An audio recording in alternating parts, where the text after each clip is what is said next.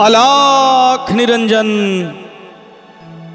जय हो सदगुरु बाबा, मालिक सबका भला करे। आई बाबा बैठी बाबा, तनी पानी ओनी पी ले बाबा।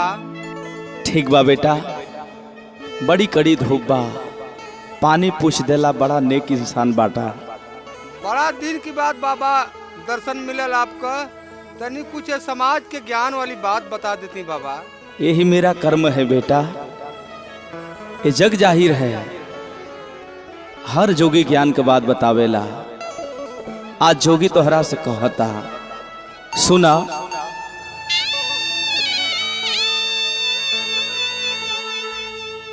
अरे का करबा बदली के घरवा,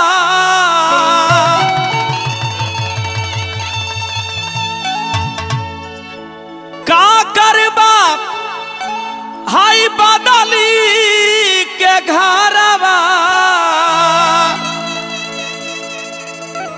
असली घर शमशान।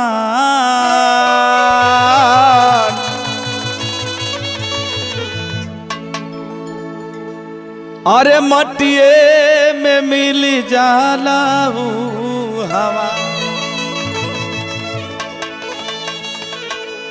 ए बेटा, हाँ बाबा सुनो मेरी बात।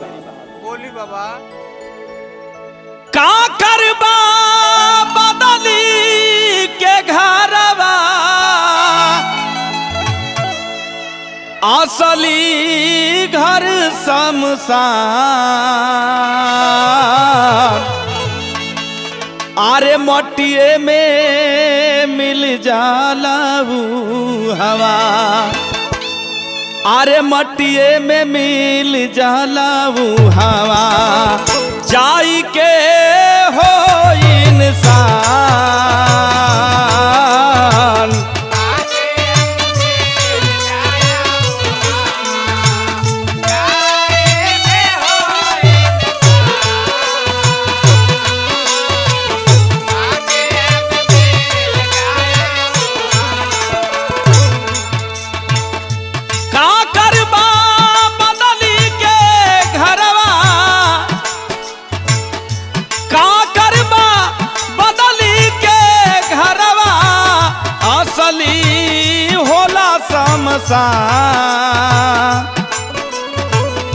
मटिए में मिल जाला हवा, मटिए में मिल जाला हवा।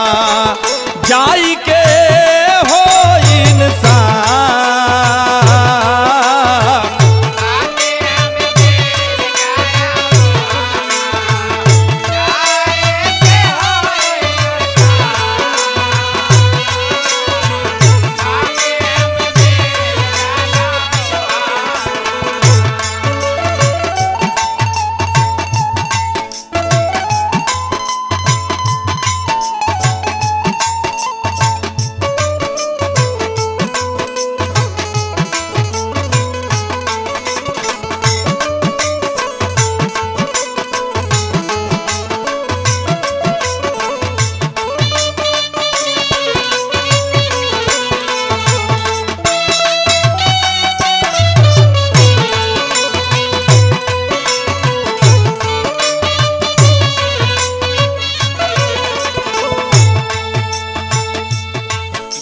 बाबा बहुत बढ़िया बात बतौनी बाबा, तनी आगे बताइए और का भल बाबा।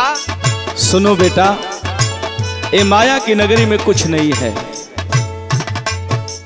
माया ही माया है, केहू केहू के ना चिन्हता, यही सबसे बड़ा कारण है। सुनो मेरी बात। बोला बाबा। जैसन करबा तू वैसन भरबा,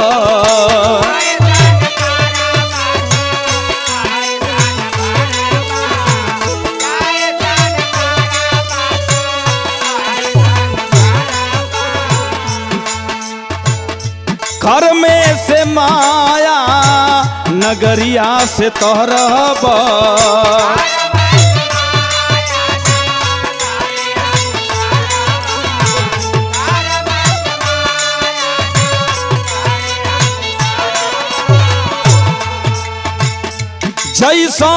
करब तू वैसन भरब, कर्मे से माया नगरिया से तरब। सुनो बेटा, बोला बाबा। धन तो हर काम नहीं आई,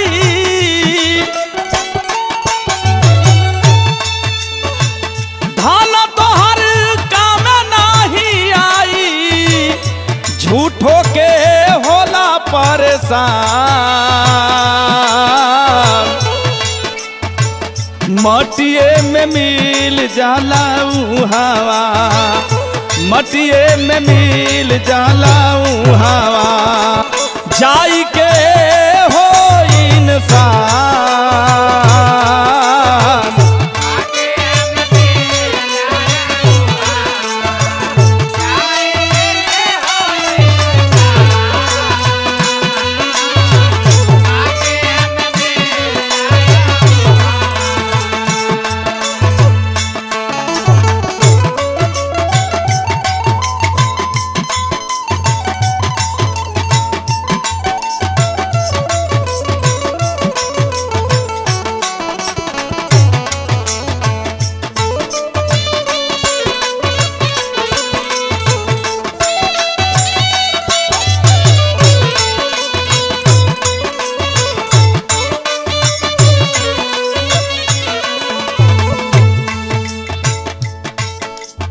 अरे बाबा। हाँ बेटा। हमके ही समझ में ना रही तू का कहला।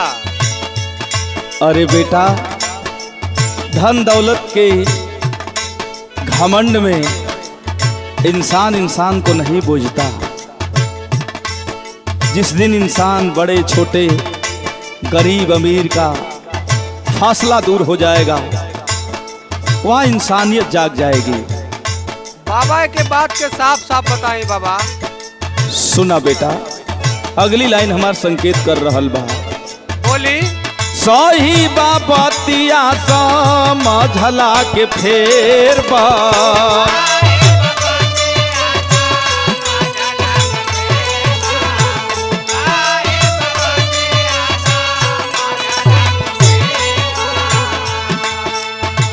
तोहरा आगे बबुआ बड़ी हो अंधेर बा।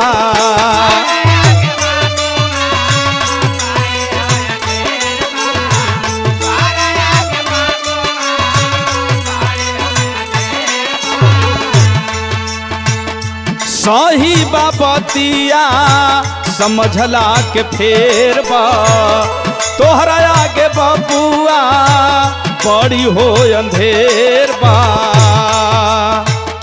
सुना ए बेटा। बोला ए बाबा।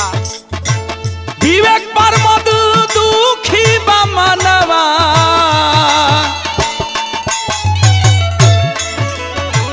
विवेक पर मद दुखी बा मनवा, देला नहीं कोई ध्यान।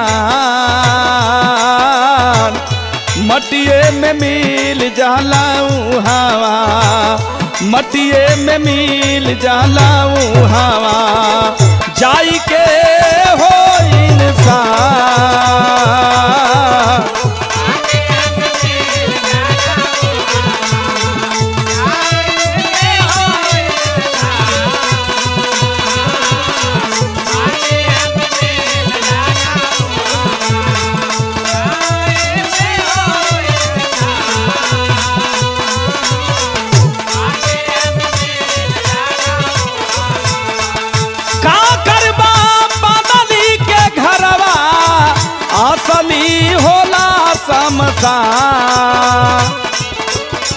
मटिए में मिल जाला हवा, मटिए में मिल जाला हवा, जाई के हो इंसान।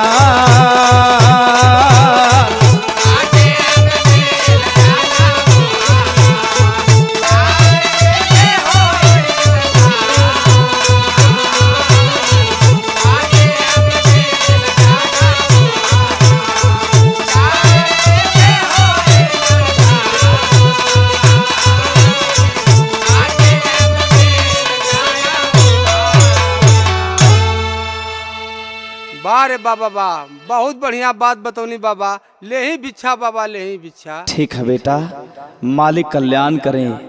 अलाख निरंजन।